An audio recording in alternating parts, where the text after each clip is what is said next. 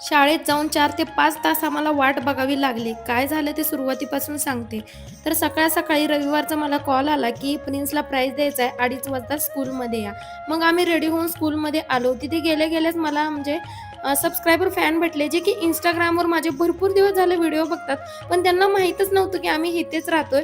जेव्हा स्कूलचा ग्रुप आहे तिथे माझा डी-पी त्यांनी बघितला, तेव्हा त्यांना समजलं, की ह्या क्रिएटर जे आहेत ते आपल्या स्कूलमधलेच आहेत. सो खूप छान वाटलं त्यांना भेटून. खूप कौतुक करत होते ते माझं आणि प्रिन्सचं सुद्धा. त्यांची मुलगी आणि प्रिन्स बेस्ट फ्रेंड आहे. तर प्रिन्सला ना रनिंगमध्ये 3rd नंबर आलेला आहे. त्याचंच प्राईज द्यायचं होतं म्हणून आम्ही स्कूलमध्ये आलो होतो.